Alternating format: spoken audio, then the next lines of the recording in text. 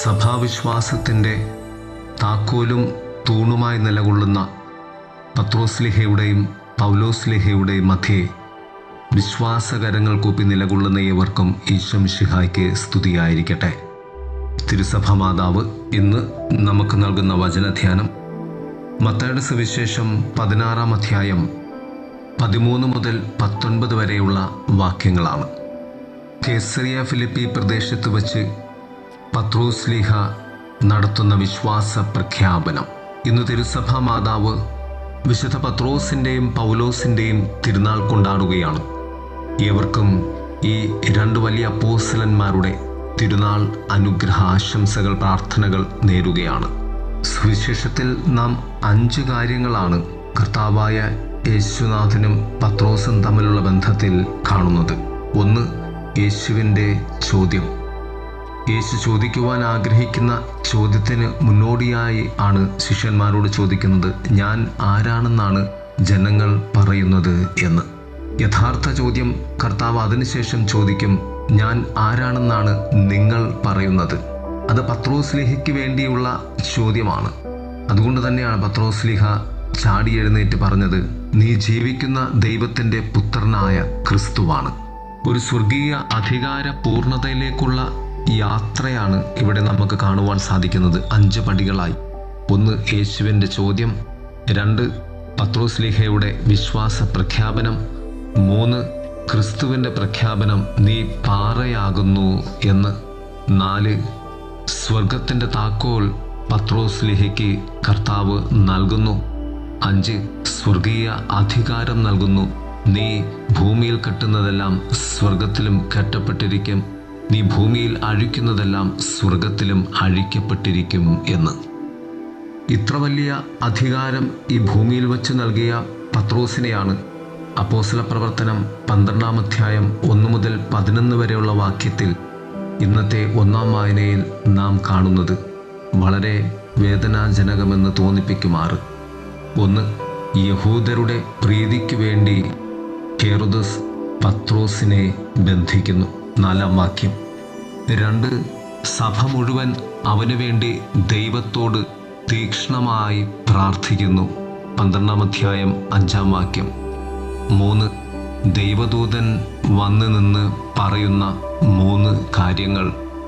അത് ഈ ഭൂമിയിൽ പത്രോസ്ലിഹയ്ക്ക് ദൈവം നൽകിയ അധികാരത്തിൻ്റെ സൂചന തന്നെയായിരുന്നു.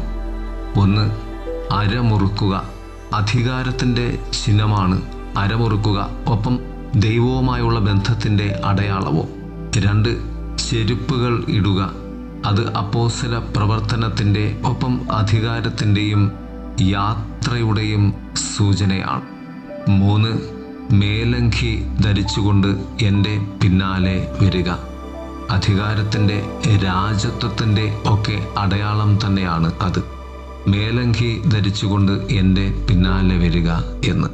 അങ്ങനെ ബന്ധിതനായിരുന്ന പത്രോസ് ദൈവത്തിൻ്റെ അധികാരിയാണ്, തിരഞ്ഞെടുക്കപ്പെട്ടവനാണ് എന്ന സന്ദേശവുമായി ഏറ്റവും വലിയ കാരാഗ്രഹത്തിൽ നിന്നും ഏറ്റവും വലിയ സ്വാതന്ത്ര്യത്തിലേക്ക് പത്രോസിനെ മാലാഖ കൈക്ക് പിടിച്ച് പുറത്തു കൊണ്ടുവരികയാണ്.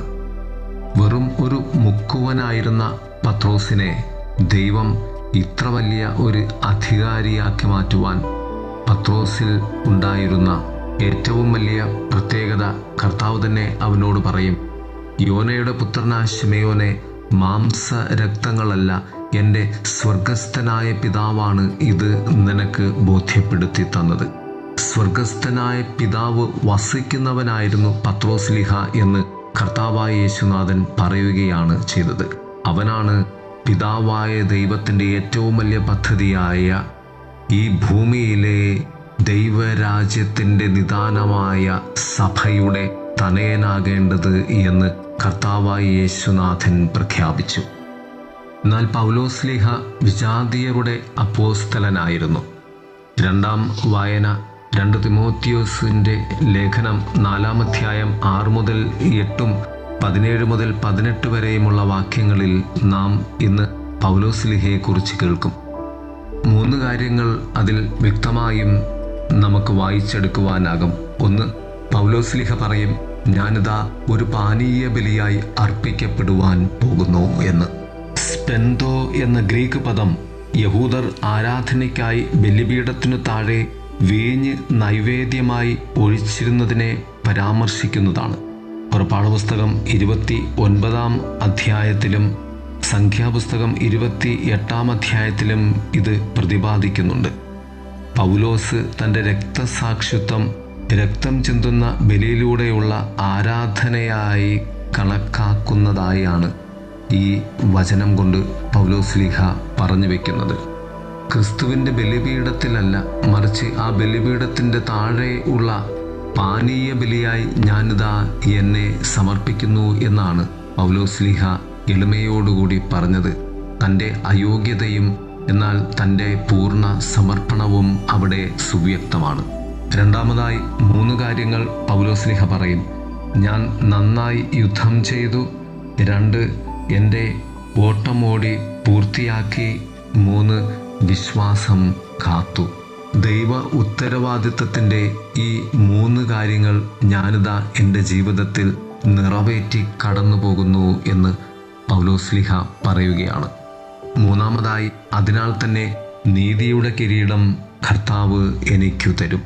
പൗലോസ്ലീഹ അന്തിമ വിധിയിലേക്ക് നോക്കി തനിക്ക് വേണ്ടി ദൈവം ഒരുക്കിയിരിക്കുന്ന മഹത്വത്തിൻ്റെ നീതിയുടെ കിരീടം കണ്ടുകൊണ്ട് ഈ ഭൂമിയിൽ നിന്നും കടന്നു പോകുന്നു എന്ന് അർത്ഥം. ഓരോ സഹനങ്ങളിലും നാം കാണേണ്ട യഥാർത്ഥ സത്യങ്ങളാണ് പൗലോസ്ലീഹ നമുക്ക് പറഞ്ഞു തരുന്നത് തൻ്റെ ജീവിത വിശ്വാസ ദർശനം വഴി. പ്രിയമുള്ളവരെ, ഈ 2 വലിയ തൂണുകൾക്ക് മധ്യേ ദൈവത്തിൻ്റെ സാക്ഷികളായി ജീവിക്കുവാൻ നമുക്ക് വിശുദ്ധ പത്രോസ്ലീഹയുടെയും പൗലോസ്ലീഹയുടെയും ശക്തിയാൽ ക്രിസ്തുവിൻ്റെ കരം പിടിച്ച് മുന്നോട്ട് നീങ്ങാം. ദൈവം നമ്മെ സമൃദ്ധമായി അനുഗ്രഹിക്കട്ടെ. ആമേൻ.